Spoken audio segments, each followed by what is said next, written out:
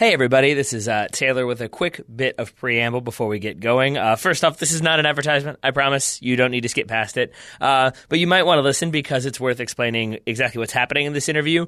We recorded this interview with Jeff Kassouf of the Equalizer podcast on our penultimate day, I think, in Chicago. So I still have somewhat of a voice in this one. But obviously that was like 2 or so weeks ago, which was before the U.S. women's national team played France and lost, and then played Spain and won, but maybe didn't look so convincing. So a lot of what you're going to hear is more general about the women's national team, about the run they had been on, about the players that are making up the team, and then about Jeff's kind of prognostications and thoughts on the women's team at the Women's World Cup this summer, but then also some of the kind of like dark horse contenders to go far into that tournament, as well as some key players that might break out in France this summer. We are planning to have another guest on before the week ends to discuss the France and Spain friendlies, so we get a little bit of more background there about what may have gone wrong, about what lessons may have been learned from those friendlies. But that should be later this week, if not, then earlier next week. But for right now, we're talking to Jeff Kassouf, or at least we were in Chicago. Worth reminding one more time that we were in the convention center with lots of people walking around, so you can hear all the noise of people stopping to check out the interview, including one person who gets on mic during the interview. We'll let that be a little bit of an enticement to listen to the entire episode. But yeah, so a little bit of background noise, but a great interview with Jeff. So without further ado, let's play that music.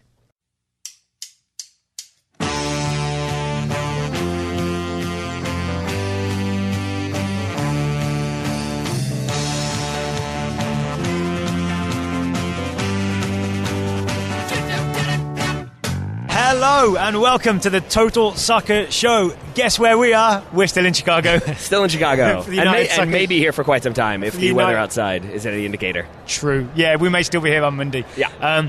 We are here with, obviously, I'm Daryl Grove, Taylor Rockwell. We have our guest, Jeff Kassouf from the Equalizer. Jeff, thank you for sitting down with us. Yeah, thank you for having me. So we are here to talk women's soccer. We are. It's a big year. Women's World Cup is coming. 6 months? Jeff, obviously we want to get into US women's national team. I'm genuinely still reeling from, I keep forgetting that it's 2019. Yeah. So when you're like, it's a big year. I'm like, oh yeah, it is. It is the year now. We've moved into that territory. I know from keep writing 2018 and crossing it out. There you go. Yeah, I did that for the first week of January.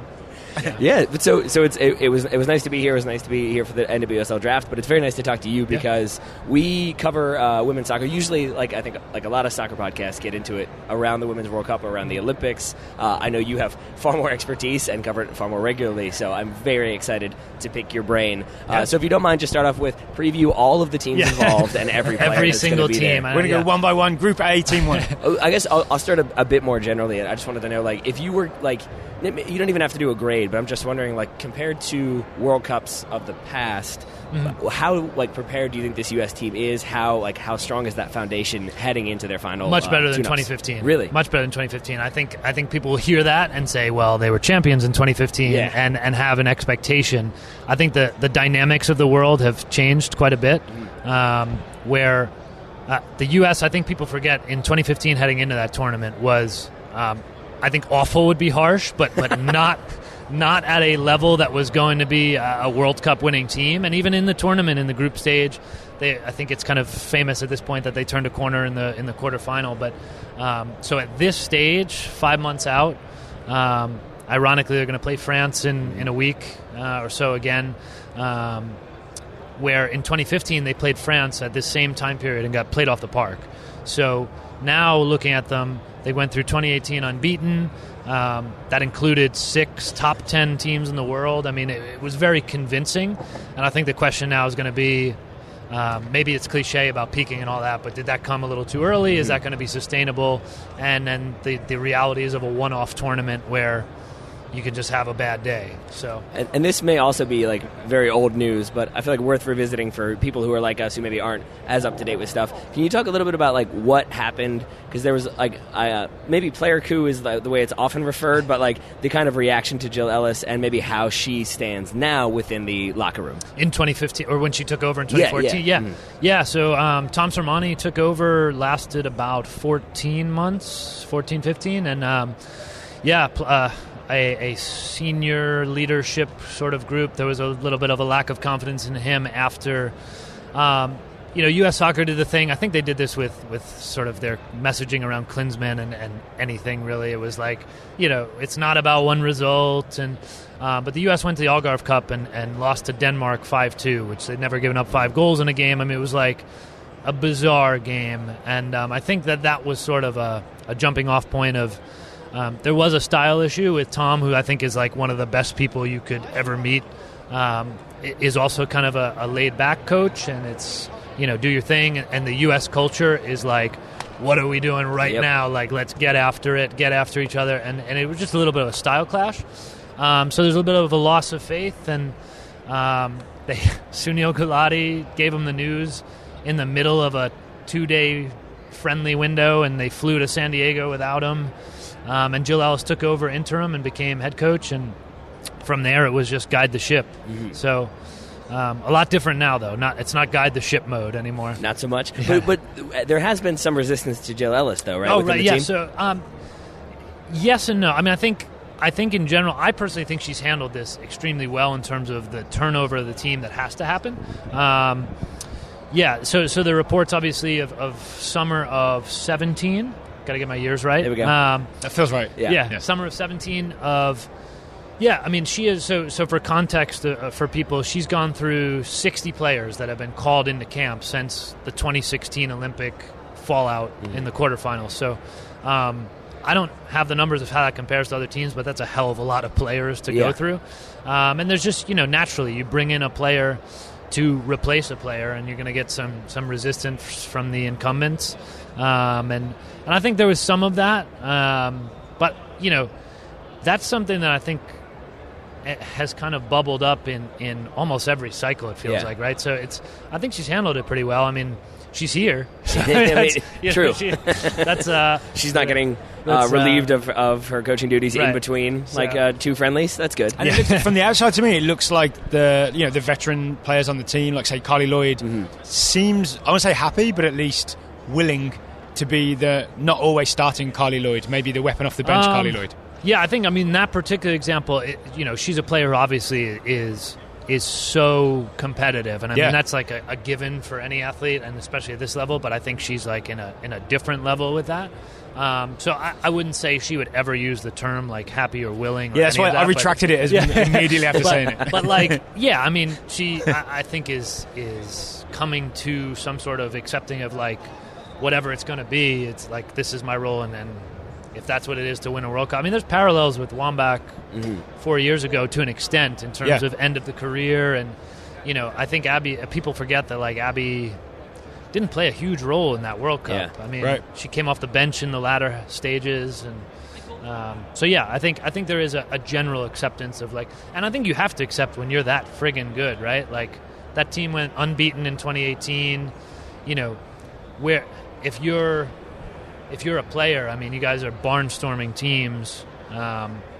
There's kind of got to be an acceptance of, like, things are going pretty well. So there's still a competitive fire, but I think it's been pretty well handled. What about, so we're about 6 months from the World Cup, what are the big roster questions in terms of who's Jill Ellis going to have to sort of disappoint and who's going to make it? I mean, obviously we know the big name players will be there, but which players should we be looking at in terms of maybe their form in NWSL at the start of the season? Who could really make it? So I think the most interesting things, I mean, you're always going to have like your who's 22, 23 on the roster, but I think looking at the second center back situation, which is Becky Sauerbrunn as the top, the starting center back, and who's next to her, I would personally say that Tierna Davidson was the one who really took a claim to that in 2018, at least in the first half. And then Abby Dahlkemper is the other one there that each of them competing for that spot. And Tierna Davidson being injured end of 2018 had a distinct amount of pressure on her to go pro at this That's been one of the talking points in this convention center over the last few days. Right? I mean, she declared the night before. And I think that was part of her being a pragmatic person. Partly, I mean, I think it seems like an open secret at this point that there was a distinct message from U.S. Soccer that you needed to do something if you wanted to play a role in France or the role that you want. So I feel like I'm gonna get like in trouble. Like there's gonna be like a laser pointer on me or something like that. There's a red dot on the. That's what I'm saying. But it did have a distinctly like almost mafioso. Like, it would be a shame if you were to not declare. Like maybe something could happen, or maybe something would not happen. I don't know. Yeah, and look, I mean, this came up over the summer. I mean, Jill Ellis was asked about it, I think, by one of our guys in Chicago. Like, Tierna Davidson's form had dipped a little bit. I think if you watch the Japan game, that she gets caught in transition, and there's just a couple moments in Tournament of Nations, and she hadn't played a real match in like 8 months. Well, I mean, with the U.S., but, she hadn't regular training since Stanford ended.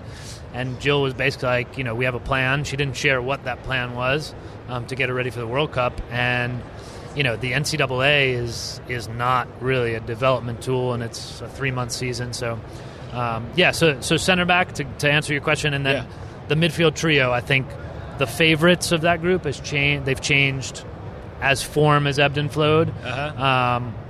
And they've changed a few times. So I think that midfield trio, there's a ton of competition. You could probably have 3 different starting lines between them.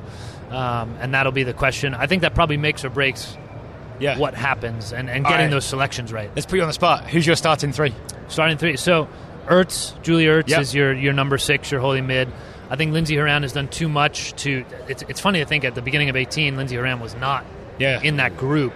And the 18 that she had. So Horan as the 10. And then you need the shuttler, which I think is a tricky spot. You're looking at me like I know you're going to bail out on picking your full 3 here. I'm just making sure eventually it comes around to a choice. Daryl's way better at this than I am. I'm so like ADD that you could start rambling and I would just completely lose track, and then Daryl would have to be like, and the third was? Right.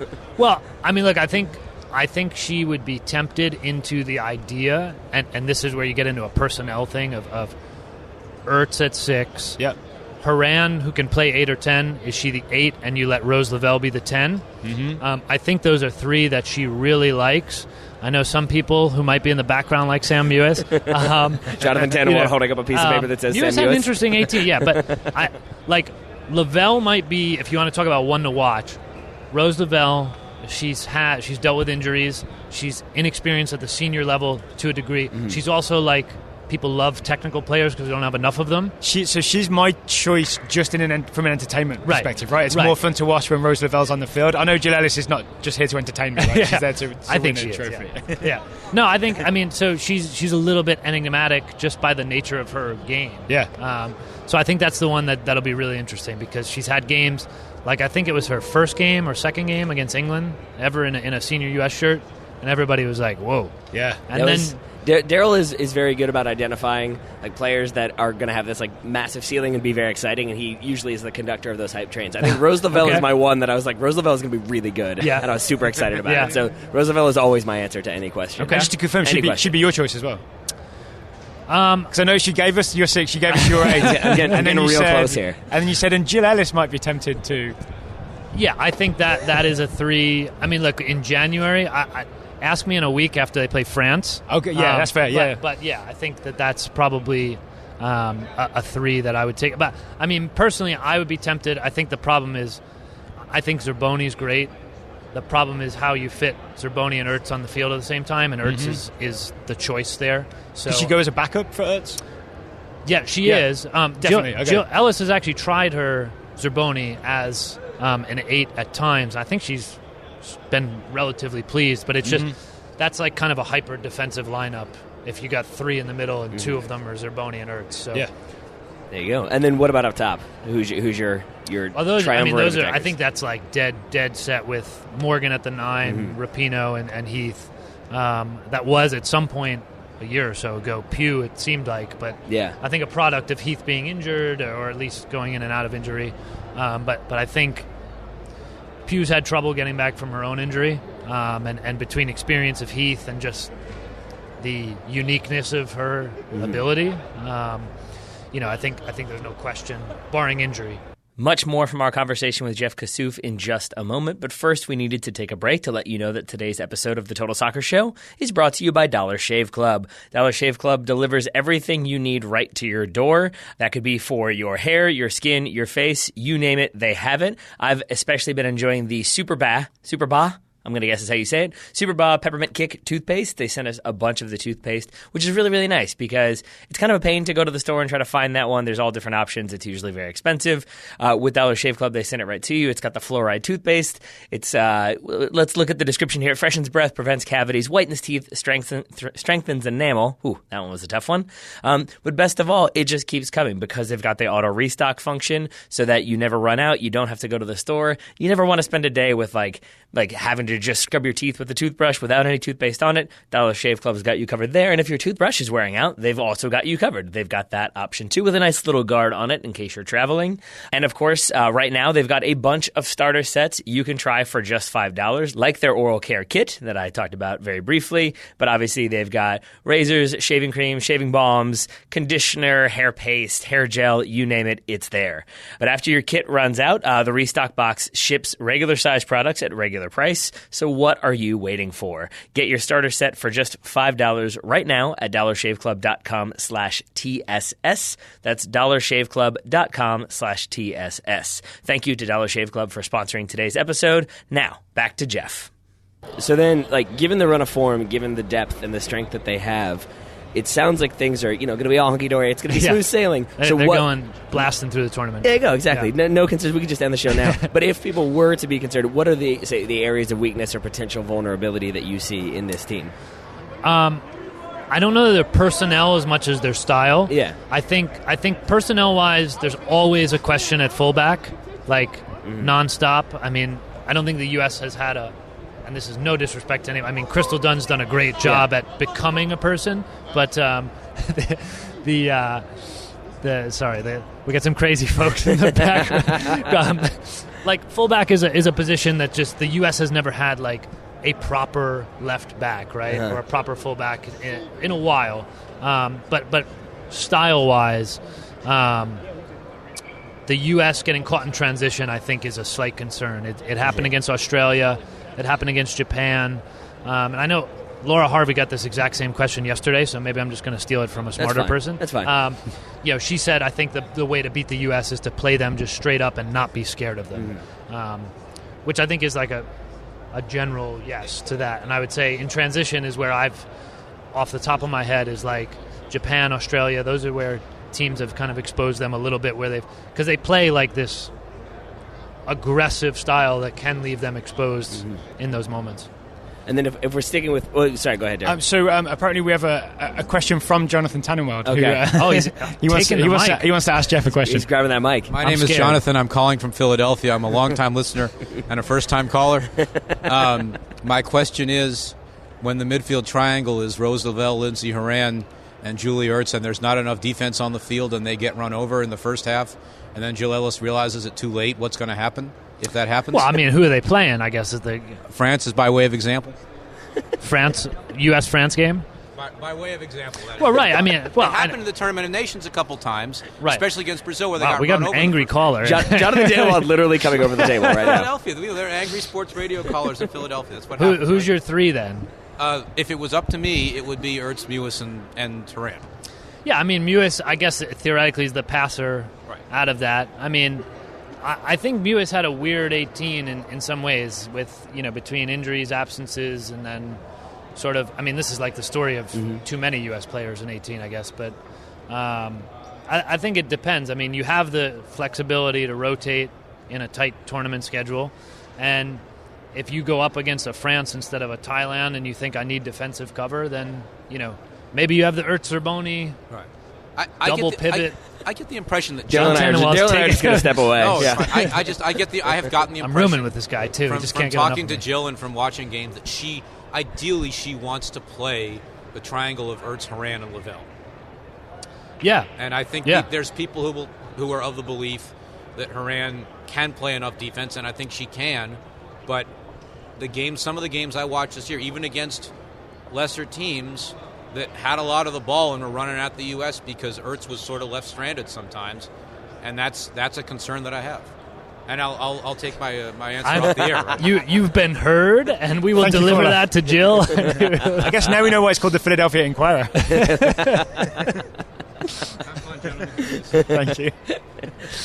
So let's look at it from this perspective then. So I was on the drama train. Oh wait, sorry. Did you have a question, or I don't know where we were? Did you cede your question to Jonathan Tannenwald? Yeah, I ceded my time. Then I was sticking with the drama train for a moment. Are there any players that maybe people have come to know pretty well over the last 4 or 5 years that you think maybe won't be on this roster? Are there any players who maybe we don't know of right now, or are less familiar to people right now, who will be on that roster?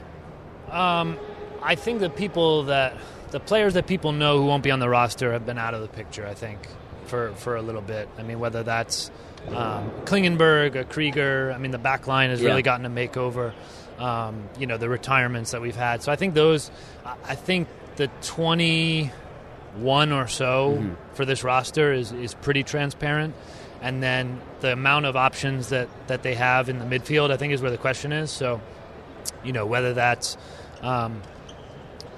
I'll give you a more direct answer. I think the person to watch in that sense is a Morgan Bryan. Okay. Whether that means starting versus off the bench, whether that means she gets bumped entirely from the 23, which I think would be surprising, but not the craziest thing because of how form has gone for her and others and where things are right now. So I think that's probably the player to watch, because I still see it, and I mean, I'm not pinning this on anybody, but I think it's a little bit lazy from I don't know, mainstream whatever that I've seen is Morgan Bryan 2015 World Cup hero. Yes, but it's 2019. Yeah. And form has not been there. So I think that's where should be an interesting one to watch. She's back in January camp, did not get called into November, but was healthy. And there's a lot of Danielle Colaprico coming out of nowhere. Well, not out of nowhere, but has not been in the picture really, and is suddenly in November camp, is in January camp, plays the same position, is a club teammate. That's where the midfield could get a little interesting in that depth spot. We were just having a conversation the other day because Dani Colaprico was on our live show last time we were in Chicago, but we couldn't remember what was happening with her in Australia. Did she sign up with the team in Australia? She's in Australia, yeah. So she's been playing. I think that's probably helped her, in terms of staying in form. And she's been good in NWSL, and that's what I think. The criticism would probably be that this call-up is way too late. I mean, her first caps were in November, and now I think her being in January tells me that Jill's a little extra intrigued about her options, and ideally I think you probably would have wanted her to have 10 to 20 caps by now. So, but between Colaprico, Bryan being kind of the incumbent, Ali Long, that sort of depth midfield area is probably the place to watch roster shuffling. So will there be those opening games? It is not the most difficult of group No. for the United States. I think it could be ugly against Thailand. Yeah. So that's my question though for you is what would be the worrying signs? You mentioned 2015 before. If they go in and they win, but it doesn't look very sharp, or you see a lack of ideas or enthusiasm, what would be the sign to you that things aren't working, or do you expect it just to be that they blow through that group? Maybe that final game being a little bit of an issue. I think probably from a scores perspective, they'll roll through those first two games anyway. I mean, the big debate that we were having and continue to have. I guess I'm in the minority of I think when you get to that third game and you try to look ahead and see what are these two paths, and because I think Sweden will do that. Yep. I mean, if Sweden's no, we don't want to go play France in Paris in a quarterfinal, and so that third game could be a wash. What was the one this year? Belgium and. England. Belgium, England, the third game. Yeah. That was the worst game to cover. I don't know if we'll get that, but that's the same possible scenario. So in terms of worrying signs, I mean, Thailand, Chile is the one that maybe could theoretically be decent against the U.S. and give them a little bit of trouble if they can be really disciplined. I think that, the U.S. they've shown that they can overcome a slow start. So I don't know from a worrying perspective. I mean, I think it's probably showing that I'm trying to avoid this because I think it's such a cliche, but the Sweden 2016 bunkering stuff, that if they can deal with that effectively, which I think they've shown since, and I sure hope we can get past talking about the Sweden game all the time, but this would be the opportunity to do it, right? Yeah. Right. That's the thing that I think they'll have to show is that, yes, we've solved this issue. We can move on from teams just frustrating the heck out of us with 11 behind the ball. And I don't think Thailand and Chile will necessarily be those games, but a round of 16 opponent could be that time when it might be they're not in a position where they'd have a third place team, but a team that has enough to beat them, but would do it in such a way. So I think round of 16 is where they're going to have to prove that. I see. Because it'll be like maybe not a top team, because it might be a second-place finisher, so, but it'll be a team that's capable of frustrating. Right, so if they win the group, they get a second place. Well, I think they could get a second either way if they finish 1 or 2. So, it could be... I think the trap of it could be like, well, it could be Germany for starters if Group B goes strange and everything. There could be a lot that happens. But it could be a Spain out of Group B, which is like very good on the youth front, up and coming on the senior front. I think probably... If I had to read U.S. players' minds, like I don't think they rate Spain per se. Mm-hmm. They're playing them too, so we'll find out. But I think that's where you could get into a trap of like this team's actually good enough to beat you in a one-off 90-minute game. So to me, this is why this World Cup coming, to think bigger picture, is like maybe even more interesting than 2015. Is it seems to me that the standard of a lot of nations has improved. So, for example, Spain is not a nation we ever thought about in the past, but now I'm aware that they're a respectable team. The Netherlands always seems to bring something. I know Dutch. Australia are a lot better. So, is there any nation that you think sort of is like a genuine threat to the US? Oh yeah, I mean, I think... Or I guess a better way of phrasing that question is, who are the threats in terms of, if the US doesn't win the World Cup, who else is going to be winning it? Well, I think, and this kind of touches on maybe a dark horse question as well. Like Australia is a team that I keep saying is like 1 or 2 breaks away from being like a World Cup winner or bombing out. And I think they've taken on some injuries this winter, but like they've got it, the attack they have. They've shown that they can compete. They don't have depth. And their center back situation scares me, which I think when you start for them or for us? For them. Okay. Yeah. If I were them, I would be concerned about their center back situation. So if you say that plus depth, and then you start thinking, well, to win a World Cup, you need to be 7 games in 30 days, and that's where I think the concern might be. But Australia is the team. I think Australia's like the hip team right now. That they've never been in those last stages. They look like they should be at this point. But I think they're almost like the bold pick, because I think they could do it. I think that they're also like maybe not deep enough and could if you pick them to win it, they could be out in the quarterfinals. It's the gambler's pick. Yeah. The gambler's pick, and then it sounded like Jonathan was mildly concerned about France. I guess so. He sounded very concerned about the U.S. midfield. But France, on a personal level, France I've picked for like a bunch of tournaments for like 10 years, and they keep... So I'm going to not pick them. No, do it again in case they do win. They'll probably win. So I think like this is probably last shot for this generation of French players on home soil. 4th place in 2011, 4th place in 2012, quarterfinals in everything since, I think, Euros, Olympics, and World Cup. So there's been a lot of sort of bitter taste on a team that a lot of people thought should be maybe a World Cup champion or some kind of champion in one of these tournaments.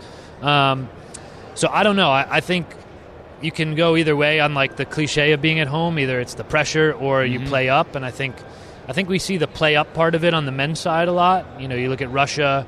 I think even like South Africa played above their means in 2010. And then the pressure of it maybe is the Brazil example from 14. It could go either way, and I think it's a French team that has shown that has not liked pressure in the past. So that might be the negative side for them. So maybe that like last chance golden generation. And coming off of the men winning it, there's a lot there for a lot of players that I don't think they'll be at. They're at their prime now, and they maybe are past their prime. So, how about a little country just a little farther north than France? Scotland. England. Scotland will be there. I know. I just didn't want to let you say England. That's all. England will be playing Scotland. They will. But yeah, I'm interested just to get your take on the English national team, because honestly, I know way more about the US women's national team than the English national team, and that's the one area where they could take my passport away. So please help me maintain my British citizenship. No, look, I think England is among the handful of legitimate World Cup contenders. They had a hiccup at the end of 2018 against Sweden. You don't have to say that just to be nice, by the way. If you're just saying that just to make you feel better. No, really. I think they're probably one of the more legitimate contenders. I know that like the Phil Neville appointment was like it looked weird, right? A weird moment in time. Yeah. It's seemed to have worked. There's people that I respect to speak highly of what he's doing there, and the results are there too. So I think She Believes Cup, round 2 for him against more top teams. We'll get to see them in tournament mode. I don't know if we'll get into like the awkward like don't show my card stuff, but I think that'll be another test of whether England of where they're at. Yeah. But certainly a World Cup contender, and I think a fairly safe bet to be in the mix. I think anything short of a semifinal will be a disappointment, and I think that's the first time, even getting there in 2015, that wasn't expected. Yeah. So it's probably the first time that you can actually say that about them. Taking a break from Jeff one more time to let you know about today's sponsor, Roughneck Scarves. You know Roughneck Scarves. You love them. We love them too. They are the official scarf providers for U.S. Soccer, for Major League Soccer, for the USL, and for the NCAA. They also offer the custom scarf feature. That's how we made our Total Soccer Show scarf. So you can make one that fits whatever design you might want. In keeping with the theme of today's show, I checked out their options when it comes to the women's national team, and there are many. Player-specific-wise, you've got Alex Morgan, Alyssa Nair, Becky Sauerbrunn, Carli Lloyd, Kristen Press, Crystal Dunn, Julie Ertz, Kelly O'Hara, Lindsay Horan, Megan Rapinoe, Megan Klingenberg, Morgan Bryan, and Tobin Heath. Whew. That was a long one to read. I almost ran out of breath. That's how many players are represented there. Still no Rose Lavelle, which does make me sad because I still think she's going to be the breakout player. I am all over that bandwagon. But that's why they have the custom scarf option. Maybe we can get together some ideas, make one for her, and have people representing Rose Lavelle in time for the Women's World Cup. But as I said before, they've also got scarf for the men's side if you want to support the U.S. men's national team or U.S. soccer in general. And then they've got college teams too, so maybe like if Tierna Davidson isn't yet represented, you can at least get the Stanford scarf and show some love that way.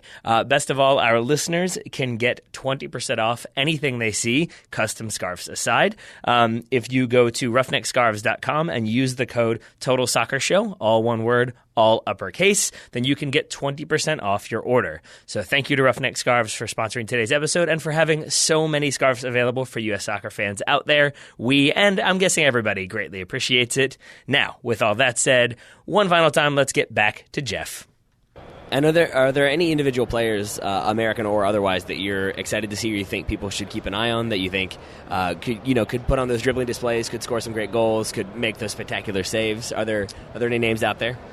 Well, American, I guess, is probably well covered to a degree. So I'll say, like, I did this for something that I wrote of, like, players to watch maybe of and I'm not saying this as, like, tournament MVPs or anything, but maybe someone who gets a spotlight. Kristiana Endler, who's the Chile goalkeeper, plays for PSG, is like I don't want to compare her to anybody because I think that's kind of unfair sometimes, but just, like, the spectacular shot-saving, like, highlight reel goalkeeper. Yeah. Trying to pull like a little hipster pick here for you. Yeah, no, that's what you wanted, right? But because absolutely, I say it because we're not going to publish this interview, by the way. We're just going to steal all this knowledge and we'll go around telling people that. I say it because we're just going to take Jeff out, and we're just going to have me say his lines, and then I sound super knowledgeable. Perfect. All right, I like this plan. No, I say it because they're playing the U.S. So I think people, I mean, myself included, probably. I think we're a little bit insular here, where like we've got this wrecking ball U.S. national team, and like we don't necessarily see everybody else. And I think that's a good example of like they're going to play the U.S. in the group stage. I would assume she's going to get peppered by shots, and we're going to see how she responds to it. So I think, and she's playing at a high level in Europe, so I think that's like a good sort of, that's like the trump card you can pull at a bar when you're like, no, I know more about you than this Women's World Cup. And then so if Taylor pulls that trump card, can you give me one? You got a second player that might grab some attention? I'm thinking, well, England maybe, or any player, yeah. So I think or Scotland if you want to annoy him, that's fine too. Well, I mean, back to like hipster-ish. We can do that. Kym Little is a player that you guys are probably familiar with from here. Uh-huh. Never had a world stage. I think she should be healthy by then from everything that or fully healthy, I guess. Broken leg, right? Yeah, unfortunately. But I think everything was pointing to her being back. I should say, when she was here, she was the best player in the world. Like, I have no doubt about that. Never got, I think, anywhere near the awards, but that's the yearly awards. But I think her having a platform is awesome. Again, maybe, a Scotland-England game where she could potentially, cause some trouble for the English. I mean, you know, have that, you know, in England, I'm sure that's going to be a game with a lot of attention. So I think that's probably, you know, a good sort of hipster pick on the... Yeah, I mean, I'll be watching him anyway. I mean, I'm trying to not give you, like, mainstream, you know, like, you know, Eugenie Le Sommer is obviously, you know, you could pull out some French players. And but I think, you know... Watch Kym Little dribble at people, basically. Yeah, watch Kym Little dribble at people. That's the way to go. Endler saving shots. And but, yeah, I mean, certainly French players. I mean, Eugenie Le Sommer is probably one, too, that if you want to put, like... There's a few players that will have that burden on them as that pressure of hosts, but, you know, up top... Golden boot potential, maybe. Potentially, yeah. I mean, I think we'll see how, you know, see how Alex Morgan does in this World Cup. I think people forget that she didn't play a huge role in 2015. She was injured. She came off the bench for the first couple games, and she's in the form of her life. So, you know, does that continue? And frankly, it's going to need to, because they don't, like, number 9 there's not enough depth there for the U.S. So she needs to be healthy, scoring, and.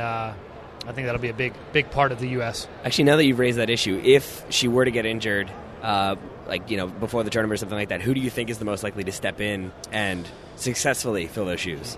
Yeah, so I mean, the backup number 9 right now is Carli Lloyd, and she's a very different number 9 because she wasn't. I mean, she's kind of graduated into a number 9 role. So they've been bringing in Jessica McDonald as. I think she's sort of... I think we're seeing her work her way into the 23. Whether that means she's the backup number 9 or not, we'll see. I think the question would be, like, you have to play differently with Carli as your 9 as opposed to Alex kind of running at people. I think it's a scary proposition. Okay. Is like the short answer, because I don't think you can't replace Morgan. I mean, I think there are people who say press, and I think that's probably the right answer as like a number 9. Yeah. But Press hasn't played a 9 in any sort of real minutes for the U.S. in so long. She's been sort of shoehorned onto the wing that I think you're in a situation where you don't have a natural, like, backup that's gotten a lot of time there. And then how much do you think the United States performance in this tournament, like, dictates what happens to Jill Ellis afterwards? Do you think she moves on to something else regardless of the results? Or if they win, do you think she sticks around and tries to keep it going? Yeah, I mean, it's a good question. So she signed that multi-year extension after the last World Cup, or last Olympics, that took her through... it was called a multi-year, and they, like, very specifically didn't put a year on it. Yeah. So... that happens a lot more in this It really does.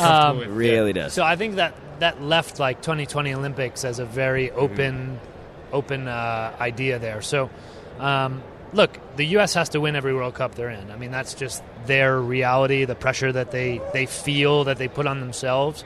So I think, you know, the question, I was talking to Anson Dorrance about this, so I'll give him credit about, he was talking about, like, how the Federation treats national team coaches, and, like, do you leave gracefully? Do you graduate them into, like, a long-term role, or do you just kick them to the curb? Yeah. And he has a concern that, like, the latter is too often the truth. So I think, well, it'll be interesting to see, like, what is the threshold for her in the Federation's eyes of, like, satisfactory? Like, is a semifinal where they played really well and got unlucky?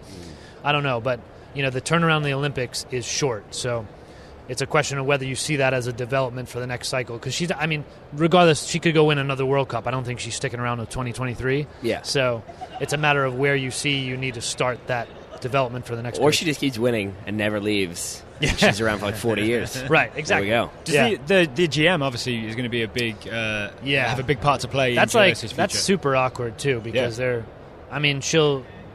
Like the GM on the men's side, obviously, Ernie Stewart has, like, higher firepower, which we're led to believe will be the same for the women's GM. But, like, if the timeline stays as the next couple months of hiring that person, then they come in right before a World Cup. And, I mean, I think it's an awkward dance. So how about this? Jill Ellis wins the World Cup. Becomes the GM. Graduates the GM. Everybody's happy. Maybe. I mean, if she's interested, that would feel like a very, like, U.S. soccer kind of thing to do, I guess. I don't know. But she was the, I'm going to get her term wrong here, the director of player development. That's not right. But she was in like a player development role before taking the head coach job. Yeah. So I'm curious to see if that remains after this World Cup. But again, it's a matter of like, will it be an amenable change or not? So I don't know is probably the short answer. It was the matter. No, but the long answer. Was it with a lot of good information? Okay, so I appreciate that. Final thing, unless you got anything else, Taylor. What sort of coverage are you planning for the World Cup on the Equalizer? Yeah. So I and a few of us from Equalizer will be in France. U.S. focus. I mean, our audience is certainly a U.S. heavy audience, but I think that the stuff that we're going to try to do differently and that I'm excited about is trying to pull out some of the different stories that don't get a lot of light, and we certainly have some first-time qualifiers, some countries where stuff's still backwards. I mean, like some of these Argentine players that are, just fighting for like basic anything, and they're not alone. I mean, I think that's a really common story.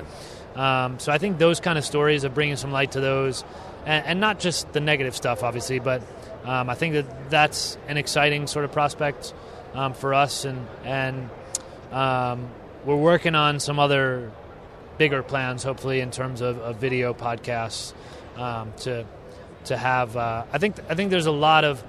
This is every 4 years, folks roll around and they start paying attention. Yeah, and I think we see sort of a different way to cover the Women's World Cup in an intelligent sort of way that maybe is not just kind of trying to update people on 4 years of what they missed and sort of talking down to them. I think there's a space for a women's show and women's coverage that is like, hey, this is soccer. Yeah. And it just doesn't really exist, and that's what we try to do. So in some capacity, keep an eye out for that, I suppose. All right. Outstanding. Yeah. Well, that sounds wonderful. And where would people do best to keep in touch? Yeah, equalizersoccer.com is the easiest. At Equalizer Soccer on Twitter is probably our biggest social handle of them. So yeah. There we are. Well, Jeff, thank you very much. Yeah, I know you tend to do the close off, so I'll stop talking. Oh, no, I do. Excuse me. Dale Grove, you've been fine. Jeff, thank you very much for taking the time to talk to us today. Thank you. I've been fine, too. You have been very fine. And actually, the final burning question is, when are you heading out today? Today. Okay. Tomorrow. So hopefully, this junk of snow is gone. And all right. Well, if not, we'll all just survive in the convention center together, and I don't know. We'll have a go of it. We'll form a community. Yeah, we did. I began this weekend talking to Jason Davis about how a convention center would be a good post-apocalyptic shelter. I guess we'll find out if we get snowed in. But Jeff, thank you very much. We'll end on that note.